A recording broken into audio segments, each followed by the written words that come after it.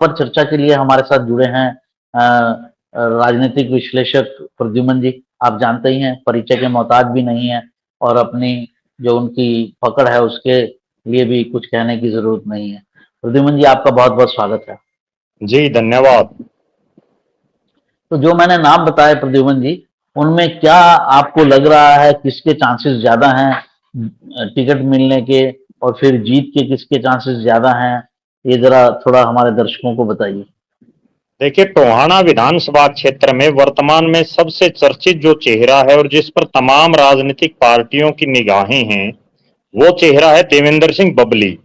देवेंद्र सिंह बबली वर्तमान में जननायक जनता पार्टी की टिकट पर चुन करके विधायक बने टोहाना से, और कुछ समय बाद उनको सरकार में मंत्री बनाया गया। ग्रामीण विकास और पंचायत विभागों का उनको जिम्मेवारी दी गई।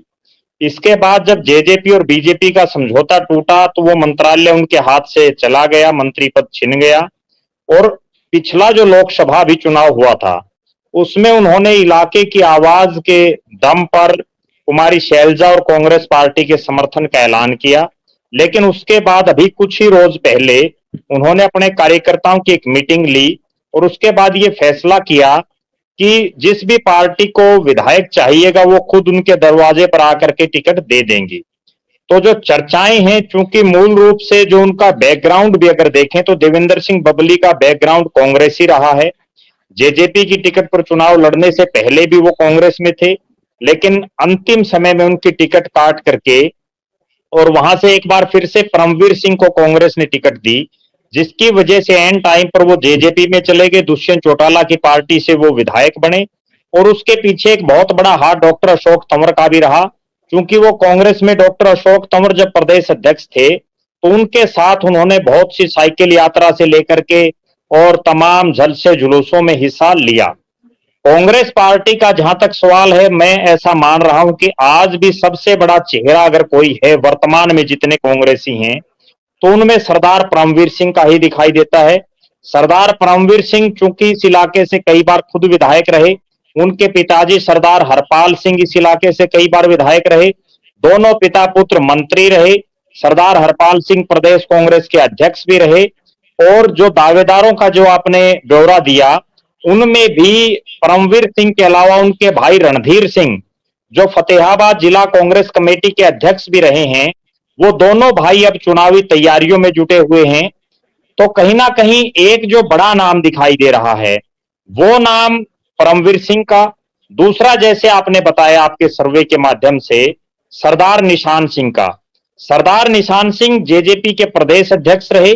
उससे पहले वो 2000 में जब इंडियन नेशनल लोकदल पार्टी की सरकार बनी थी, प्रदेश में चौधरी ओम प्रकाश चौटाला मुख्यमंत्री बने थे, उस समय वो इनेलो के यहां से विधायक थे। उसके बाद यहां चूंकि चौधरी ओम प्रकाश चौटाला की जो बेटी हैं वो भी इसी इलाके में ब्याही हुई हैं और उनके जो दोहते हैं वो भी यहां से चुनावी तैयारियां कर रहे थे। उसी के सिलसिले में इनेलो को छोड़ करके सरदार निशान सिंह, जब इनेलो का विभाजन हुआ तो वो जेजेपी में चले गए और जेजेपी ने उनको प्रदेश का अध्यक्ष बना दिया।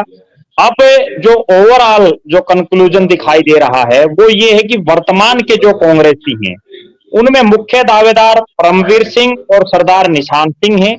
एक चर्चा ये भी चल रही है पिछले काफी दिनों से कि सरदार निशान सिंह को पार्टी टोहाना की बजाय रानिया के चुनावी मैदान में भी उतार सकती है। वहां भी उनकी सरगर्मियां कुछ ज्यादा तेज हो चुकी हैं। जहां तक सवाल है फतेहाबाद का, अगर सबसे बड़ा जो बात है वो ये है कि देवेंद्र सिंह बबली क्या करते हैं। तमाम राजनीतिक पार्टियों को उन पर निगाहें हैं, चाहे वो बीजेपी हो चाहे कांग्रेस हो, वरना क्योंकि चुनाव तो वो लड़ेंगे या फिर वो निर्दलीय लड़ेंगे। कुल मिलाकर के जहां तक आपने ये पूछा कि कौन मजबूत है कांग्रेस से, अगर सिलसिलेवार तरीके से बात करें तो सरदार परमवीर सिंह काफी बुजुर्ग हो चुके हैं और इलाके में भी बहुत ज्यादा वो सक्रिय नहीं है और बहुत ज्यादा लोगों के बीच में नहीं रहते, एक राजसी ठाठ बाट का जीवन वो जीते हैं। जबकि सरदार निशान सिंह के लिए सबसे बड़ी जो समस्या है वो ये है कि अभी जो गत दिनों पंचायत का चुनाव हुआ था उनमें उनके खुद के गांव, जो मामूपुर उनका गांव पड़ता है, वहां से उनके बेटे खुद सरपंची का चुनाव हार गए थे। तो कहीं ना कहीं निशान सिंह के लिए भी राहें इतनी आसान नहीं हैं। इन दो चेहरों के अलावा भी कांग्रेस के कई और नेता इस इलाके में सक्रिय हैं, लेकिन मुख्य रूप से अगर देखें तो इन्हीं तीन चेहरों के इर्द गिर्द ये टिकट घूमेगी। जी जी। तो ये सरदार निशान सिंह को इतना गहरा सपोर्ट कैसे मिल रहा है, बबली से भी ज्यादा, जबकि वो करंट एमएलए हैं और परमवीर सिंह पहले भी रहे हैं एमएलए, इस इलाके के ही रहे हैं वो, लेकिन सपोर्ट जो है वो सरदार निशान सिंह को सबसे ज्यादा मिल रहा है। इसका क्या कारण देखो, समझते हैं आप? इसके पीछे एक कारण ये हो सकता है कि परमवीर सिंह भी विधायक रहे, देवेंद्र बबली भी विधायक रहे और निशान सिंह भी विधायक रहे, लेकिन परमवीर और देवेंद्र बबली दोनों मंत्री रहे, और मंत्री रहते हुए दोनों का पूरे हरियाणा प्रदेश में जो अलग अलग जो योजनाएं, चाहे देवेंद्र बबली के कार्यकाल में जब वो पंचायत मंत्री थे तो सरपंचों ने बड़ा भारी विरोध किया, तो इसका एक बहुत बड़ा कारण ये भी हो सकता है। किसान आंदोलन में भी देवेंद्र बबली से बार बार इस्तीफे की मांग किसानों ने की थी, लेकिन उस समय भी वो कोई फैसला नहीं ले पाए चूंकि वो पार्टी से बंधे हुए थे। और परमवीर सिंह का जहां तक सवाल है, जैसा मैंने बताया कि वो इलाके में इतने सक्रिय नहीं है, बड़ा नाम है, गांधी परिवार के नजदीकियों में शामिल हैं, और उन्हीं के दम पर वो बार बार यहां से हारे या जीते टिकट ले आते हैं। अगर बात करें परमवीर सिंह, 2014 और 2019 दोनों चुनाव वो हार चुके हैं। 2009 और 2005 में वो यहां से विधायक थे, हुड्डा साहब की सरकार में वो कृषि मंत्री भी रहे। तो कहीं ना कहीं ये कहा जा सकता है कि चूंकि उम्र बहुत ज्यादा हो जाने से और देवेंद्र बबली करंट विधायक हो जाने की वजह से उनका सपोर्ट उनको लोग कम कर रहे होंगे, जैसा आपने सर्वे में दिखाया है। लेकिन फिर भी मेरा ऐसा मानना है कि आज भी अगर मजबूती के तौर पर देखें तो देवेंद्र बबली भी मुझे मजबूत दिखाई दे रहे हैं कम से कम। जी। बात बीजेपी की कर लेते हैं। बीजेपी में भी जी हमने, हालांकि बीजेपी में बहुत पॉपुलर नेम नहीं है, कांग्रेस में तो 3-4 पॉपुलर नेम हैं। बीजेपी में हमने नरेश बंसल, संजय रेवड़ी, वेद प्रकाश जांगड़ा, ये वहां पर टोहाना की जो बीजेपी पार्टी में न किसी पद पर हैं, या जिला परिषद में हैं या और किसी पद पर हैं। और विकास बराला ऑब्लिक सुभाष बराला, विकास बराला जो है वो सुभाष बराला के पुत्र हैं, इसलिए हमने दोनों का नाम डाला। सुभाष बराला राज्यसभा में सांसद हैं, तो सुभाष बराला की सीट छुड़वाकर तो उनको टिकट नहीं दी जाएगी यहाँ से, और क्योंकि पिता सांसद हैं इसलिए विकास बराला की भी थोड़ी सी प्रॉब्लम मोटे तौर पर लगती है।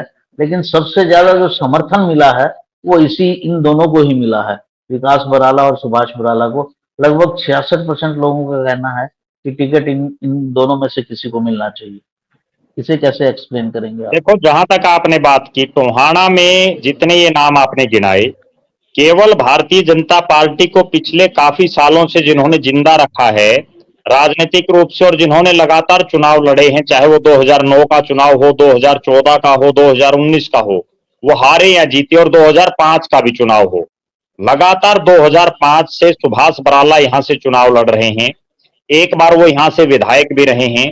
और ये और जो नाम आपने बताए हैं, इनमें जो वेद जांगड़ा है ये पुराने भाजपाई हैं, और तीनों ही जो चेहरे हैं ये कोई बहुत मजबूत चेहरे इस इलाके के नहीं हैं। चूंकि सुभाष बराला लगातार 2005 से यहां से चुनाव लड़ रहे थे, तो उस हालात में बीजेपी में कोई और नेता विधानसभा चुनाव लड़ने के स्तर पर पैदा इस इलाके में नहीं हो पाया। अब चूंकि सुभाष बराला राज्यसभा में है और बीजेपी परिवारवाद में टिकट नहीं देगी, मेरा ऐसा मानना है कि जो कांग्रेस पार्टी की टिकट अब जितने नेता मांग रहे हैं उनमें से जिस नेता को कांग्रेस की टिकट नहीं मिलेगी वो कहीं ना कहीं आखिरी समय में बीजेपी में जाएगा, और उसको बीजेपी की टिकट मिलने की यहां से संभावना मुझे नजर आ रही है। क्योंकि कांग्रेस में यहां आधा दर्जन से ज्यादा बड़े टिकटार्थी शामिल हैं। इसके अलावा देवेंद्र बबली भी खुद काफी समय से इस प्रयास में है, मनोहर लाल खट्टर जी के वो काफी नजदीकियों में रहे हैं, लेकिन वहां बार बार सुभाष बराला उनको वीटो कर देते हैं। शुरू में भी जब 2019 में समझौता हुआ इनेलो जेजेपी और बीजेपी का, तब भी देवेंद्र बबली को मंत्री नहीं बनाया गया। वो तो बाद में उन्होंने अपनी किसी तरह से गोटी सेट की और वो मंत्री बनने में कामयाब हो गई। उसके बावजूद चूंकि दोनों आपस में बहुत नजदीकी हैं, एक ही परिवार से आते हैं, सुभाष बराला और जो देवेंद्र बबली हैं, डांगरा और बिढ़ाई खेड़ा गांव है, दोनों का बिल्कुल साथ लगता, और दोनों के आपस में 36 का राजनीतिक रूप से आंकड़ा है। दोनों बार बार एक साथ होते हुए बीजेपी की सरकार में आपसी बयानबाजी देते रहे। कहीं ना कहीं देवेंद्र बबली की भी बीजेपी की टिकट पर निगाहें जरूर होंगी, लेकिन जिन नामों का आपने जिक्र किया, इतना तय है कि बराड़ा साहब भी यहां से चुनाव नहीं लड़ाएगी पार्टी, और उनके परिवार को चूंकि परिवारवाद को नहीं बढ़ाएंगे, उनके परिवार के कोई सदस्य, चाहे वो विकास बराला हो या उनके भतीजे हैं एक, वो भी बहुत ज्यादा पार्टी के संगठन में सक्रिय नहीं है। तो मेरा ऐसा मानना है कि जिनको कांग्रेस की टिकट नहीं मिलेगी, या जो कांग्रेसी पहले बीजेपी में उछल कूद कर जाएगा, उसको कहीं ना कहीं मुझे ऐसा लग रहा है कि बीजेपी दांव खेल सकती है। तो मतलब कांग्रेस वर्सेस कांग्रेस ही होगा मुख्य लड़ाई यहाँ पर।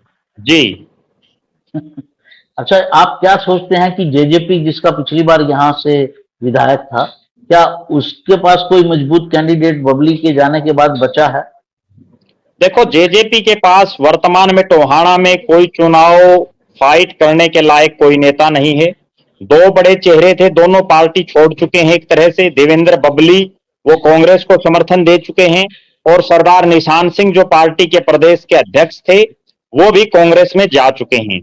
जेजेपी की टिकट लेने वाला इस इलाके में अभी कोई बड़ा चेहरा नहीं दिखाई दे रहा।